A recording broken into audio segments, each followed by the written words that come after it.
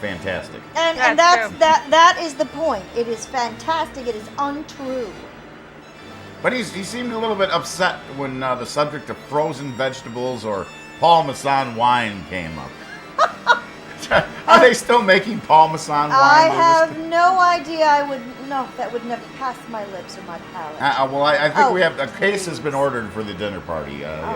It would only be appropriate. That Absolutely. Well, I hope you will have the appropriate brand of champagne. Okay, what would that be? Oh, okay. Well, we'll have to have some champagne here on Crimson it will, Theater. of course, have to be paired with the meal. Uh-huh. And if there are frozen peas, I will not eat such things. How about fresh peas? Fresh from peas. Jerry Fresh Smith's peas. fine produce store. That sounds wonderful. That's what one would have eaten in my time. Fresh food. Frozen. What is this? Well, I heard, I had to research, and I did hear some audio of the frozen pea debacle. Oh, that debacle. And Orson was quite unhappy. Oh, Orson is always unhappy. He was just an unhappy sort.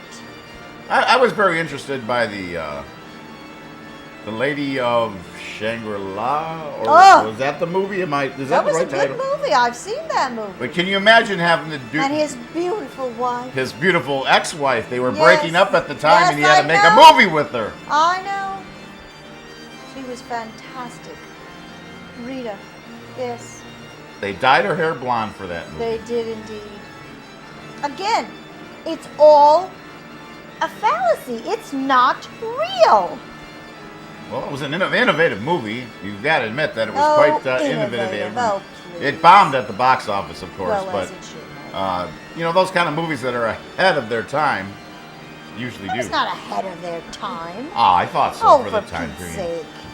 That story's as old as time itself. But it hit upon a lot of things, I think, that the common man didn't understand at the time. Well, of course not. The common man rarely understands him or herself. I mean, this was the reason that Vincent Price fared well in getting major roles in Hollywood, because he was actually to articulate it for the common audience. Well, I suppose. I can't comment on that either way because I have no knowledge. You have no knowledge of Vincent Price. Oh, I know who Vincent Price was. I have no knowledge of his articulation or disarticulation.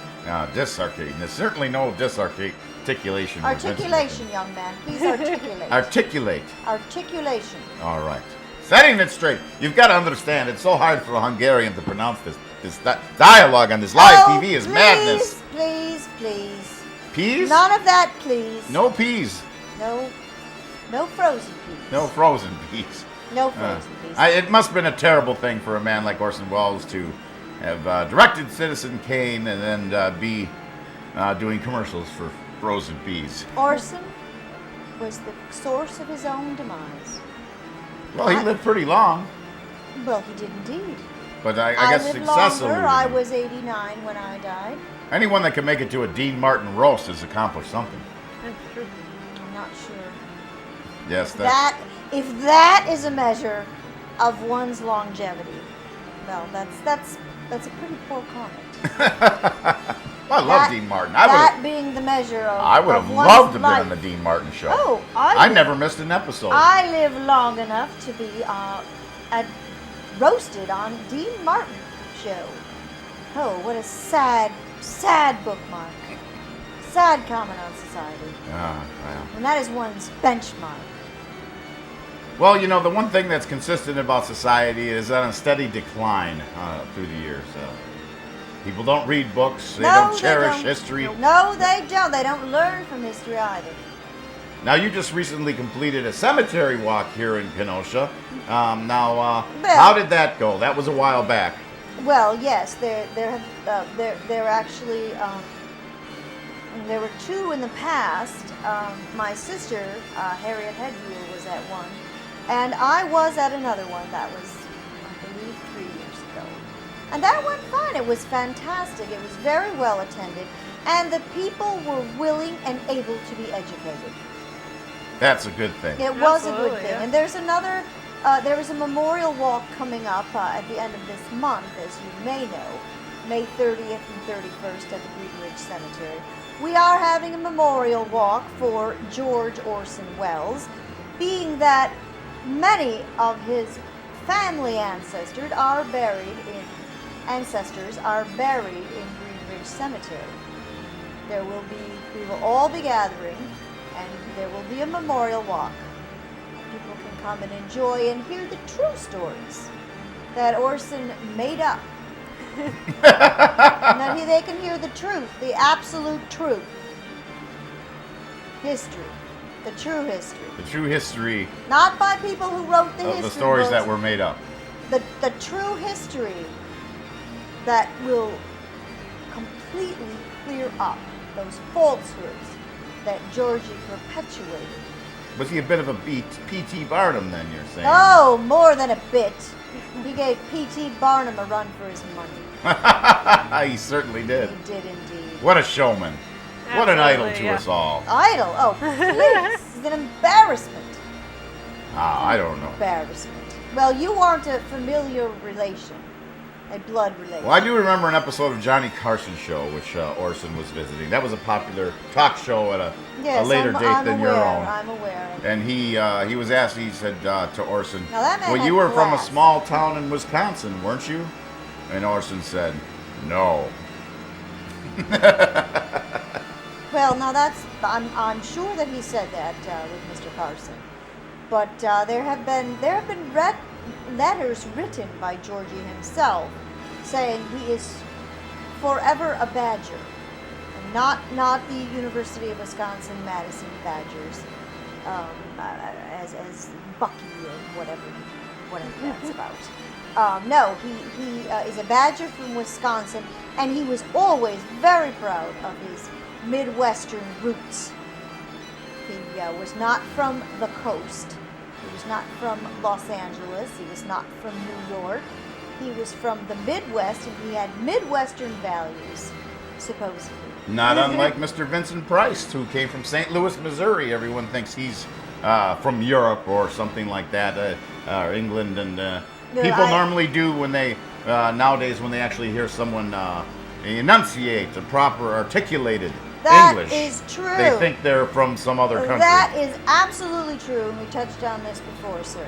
Yes, that's the And down. articulation is very important. Absolutely. Close to your T's. Absolutely. Yes, we all struggle with this, and we live in a society there's of no reason we roll should on struggle. floor laughing, lotso laugh, all abbreviated text messages. LOL, BRB. Text messages, I think, I'm sorry, they're I'm changing the not familiar languages with as that we word. speak. Oh. I can't bear it. Uh-huh. That's like the invention of the camera. We shudder to speak. But anyway, you're going to shudder because you got to get right back into it. That's right, the Monolith Monsters. Oh, please. That's one way to get stoned on Oh, Crimson Theater. please. Get to the movie. I'm so sorry. No, you're not. I- You're I- enjoying this. I tried to get Birth of a Nation, but they said, the censor said no. There you are, ghoulies, and here we are again in the middle of the Monolith Monsters. Oh. That's cinematography at its best. This is probably the worst thing I have ever witnessed. Well, you and Orson then are concur on the quality of the movies in Oh, Crimson Theater. please, we don't concur on anything. Okay. Rebecca, now you said you've seen Citizen Kane. What did you I think of the movie? I thought I'm it was so very. I did actually enjoy it. I liked a little bit of the darkness, a lot of the the moody acting. castle. Yes. Oh, he was moody. Georgie. Well, he He sure wasn't. was in Citizen Kane, and he said that was a stark contrast, really, to William Randolph Hearst, who actually liked to have a good time. And the real thing about Citizen Kane and Randolph Hearst was the boil over on a certain woman in the movie, which Randolph Hearst snapped when he saw his beloved portrayed in the way that Orson portrayed her. His beloved Rosebud. Rosebud. Yes, we've heard some strange stories about the name Rosebud. I have as well. That could have A proper probably. lady doesn't discuss such things.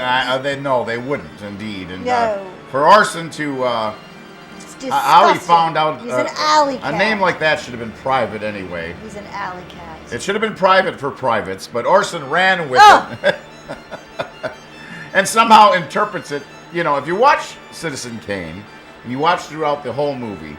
Everyone's wondering what that means. It's a sled. It's the sled Sometimes in the a beginning. sled All right, is only a sled. There's your spoiler.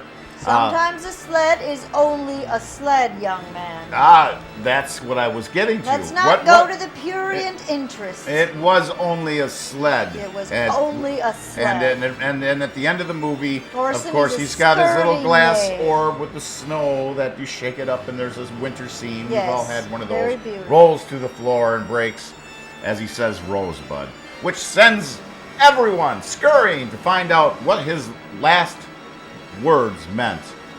And, it was a sled. Even though Did there's you not pay attention? doesn't appear to be a nurse in the bedroom when that happens. It makes it look like Orson was very alone. That was a Yes. very dark. Yes, death it was scene. very dark. He was very dark. So it His sends personality and moody. And all the gloomy. reporters trying to talk to everyone that did anything with Orson Welles to find out what Rosebud means. And then at the end of the film, we see the sled with Rosebud. We don't see the name Rosebud, of course, in the beginning. We see the sled thrown into a fire and burned. And so Orson thought that was symbolic. it Poppycock. was very symbolic, and it was symbolic of his childhood. Oh, pish posh. But it was also symbolic of the fact that the guardian that was coming to take him away from his mother, he hits him with the sled. So was it symbolic of his childhood and his childhood memories of the sled? Well, or I was don't it know. symbolic of his act of defiance upon being taken away from his innocent childhood and forced into this corporate, greedy money well, world? really, young man, I think you are making too much out of a simple film. It's entertainment. Where are you getting all these? Did you buy into Georgie's poppycock? Well, I think the Honestly, movie, layer I think the upon movie layer. is embedded with symbolism Oh, in more I ways don't. than one. Ah, please. It probably should have It's just a movie. It's entertainment. sophisticated, symbolic of his sophisticated childhood. entertainment. Oh, I disagree. This isn't grown men in rubber I suits wrestling in dinosaur costumes. Ah! That's what film is today, you know. Yes. They film actors on a green screen and throw in a bunch of cartoons behind them. I don't care how it's done. I don't want to hear about this. This debauchery. I don't want to hear about it. Yes. This upsets me. Well, well, you shouldn't be upset, ma'am. I didn't bring you here to make you upset. Are you okay? Should we open a window in the castle? I am feeling a bit weak. Maybe it's the vapors. The vapors? Can't bear to think of these things, and I am quite riled that you take Georgie's folderol and fiddly-dee seriously. Oh, for Pete's sake, young man. Well, it's regarded as one of the greatest films Oh, ever it's made. regarded. It's entertainment. Entertainment is all it is. Well, you think our society... So we had a new way of tilting a camera. Big deal. So you think our society today is too focused on entertainment? Well, probably. Did you not go to musicals and stage plays in your I time? went to stage plays and ballets and operas and the high arts, Shakespeare, yes, and concerts, classical pianists and symphony orchestras. That's what I went to. And Orson went to those things as well. As I mentioned, his mother was a concert pianist, and so was his grandmother. And Orson was taken to these things, and these events were held in his own home, where his mother, she had events in her own home, and she deliberately tried to educate Georgie in the proper arts. Is that the home that is on 6th Avenue in Kenosha? No, absolutely not. This was when they moved to Chicago. Oh, when they moved to Chicago. They How did. frequently did Orson visit Kenosha? Oh, very infrequently. Well, when he was a lad, his parents, my son Richard and his wife Beatrice, would come to visit us, of course, as a proper gentleman would do, come to visit his mother in his own hometown. And of course they brought the boys, Vicky and Georgie. But when Georgie was on his own and under the influence of that charlatan, that Rasputin, Dr. Maurice Bernstein, oh! Don't get me riled up. Dr. Maurice Bernstein. Huh? Yes. Ugh. What was he a doctor of? Oh, who knows? Orthopedics or some darn thing. Okay. Who knows? Who cares? Are you saying he sent Orson astray? Oh, absolutely. That man was a charlatan.